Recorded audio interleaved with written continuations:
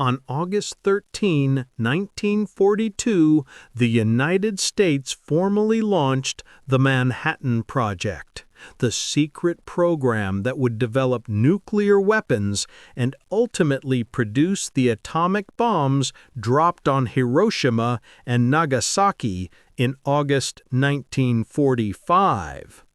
2 years earlier, at the urging of colleagues, the renowned scientist Albert Einstein had signed a letter to President Franklin D. Roosevelt that pushed the U.S. to begin atomic research.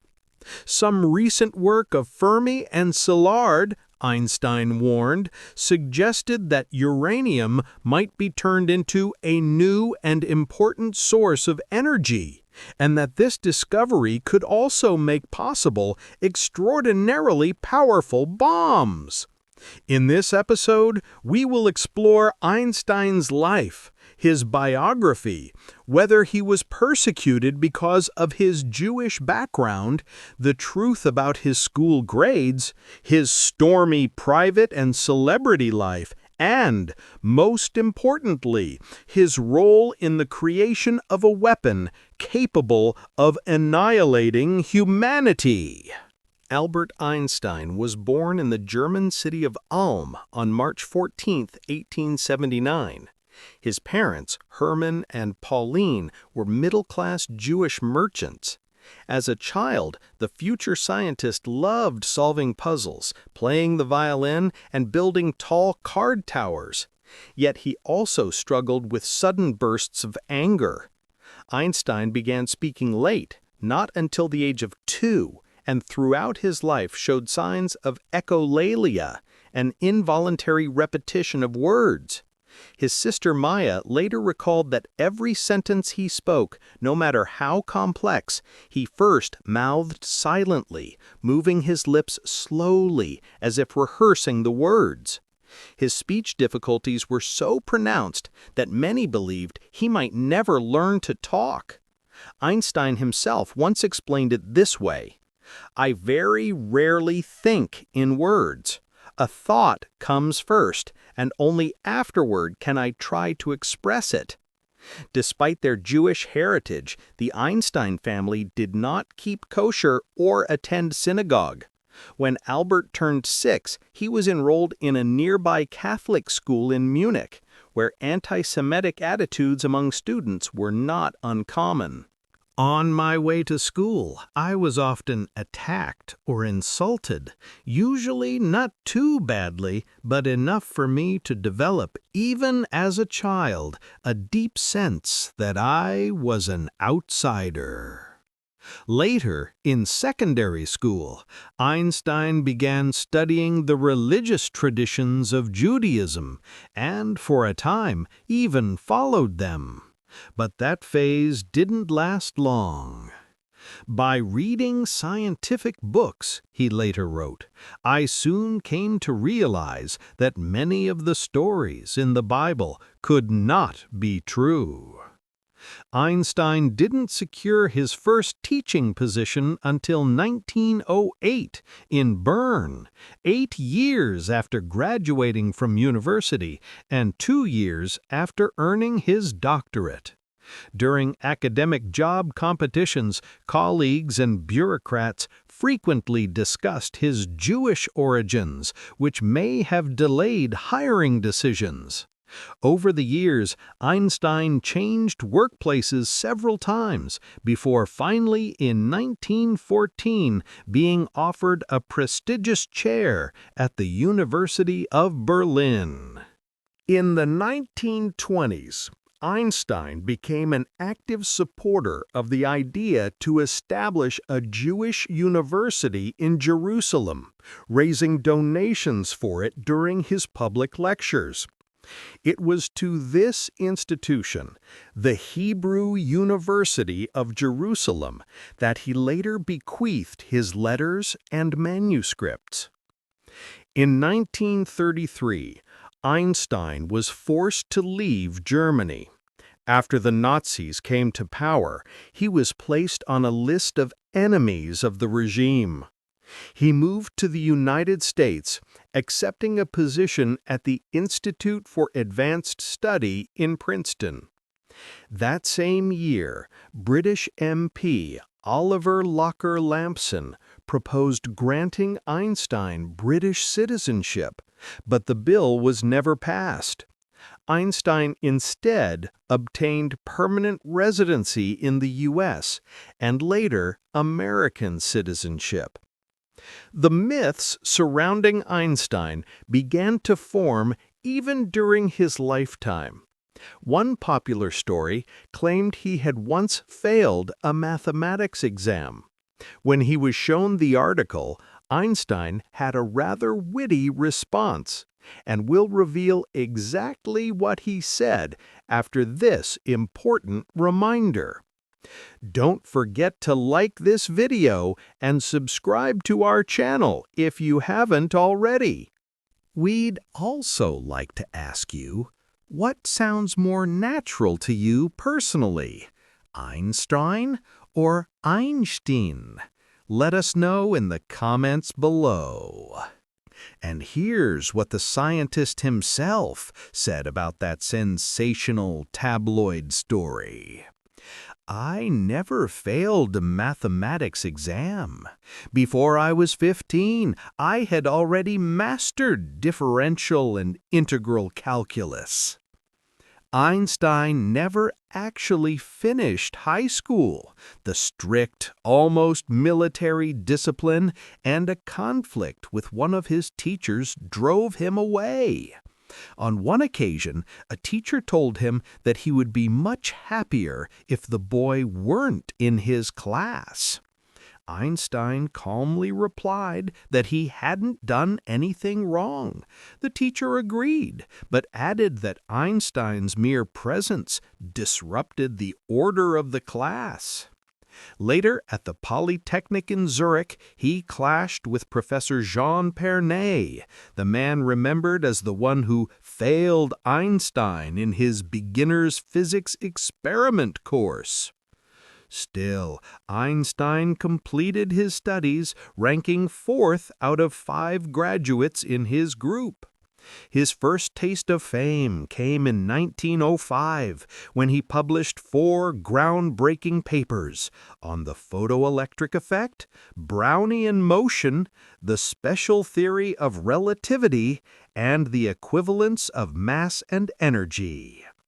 Then, in 1916, his general theory of relativity opened new ways to understand black holes, gravitational waves, and the Big Bang, turning him into a global icon.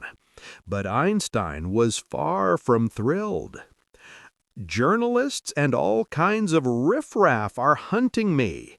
It's so awful that I can hardly breathe, let alone do any meaningful work. After the flood of articles came a storm of questions and invitations. Everyone wants something from me. I feel like I'm burning in hell, and the postman is the devil, whipping me on with endless piles of letters, even though I haven't answered the previous ones yet. Einstein's 1921 tour of the United States turned into a nationwide frenzy. In New York, thousands gathered just to catch a glimpse of him. The following year, in Tokyo, 2,500 admirers paid for tickets to attend the celebrity's 4-hour lecture. I've survived 2 wars, 2 wives, and Hitler, Einstein once joked about his turbulent love life. His first love came at 16, a 17-year-old named Marie Winteler, the beautiful daughter of his boarding hosts. But Albert left her for Mileva Maric, a fellow university student 3 years his senior, an intelligent, serious, dark-haired Serbian woman of small stature, who walked with a limp and had a difficult temperament.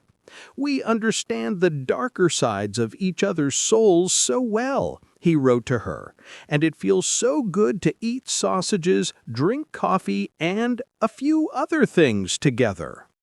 Einstein's family disapproved of the relationship.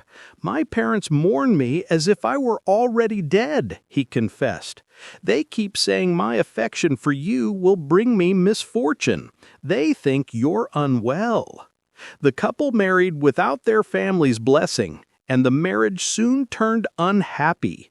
The fate of their first daughter, Lieserl, remains unknown. She either died young or was given up for adoption. Their younger son, Eduard, suffered from schizophrenia, while only Hans Albert, their eldest, went on to have a successful career as a scientist. After 10 years of marriage, Einstein drafted a peculiar marital contract that set strict conditions for Mileva. She was to keep his clothes and laundry in order, maintain the house's cleanliness, avoid intimacy, and stop speaking to him the moment he requested silence. Einstein finally divorced Mileva in 1919, having promised to give her his future Nobel Prize as settlement, an award for which he had been nominated every year since 1910. He kept that promise when he was awarded the Nobel Prize for the photoelectric effect, a recognition the committee considered more certain than the theory of relativity.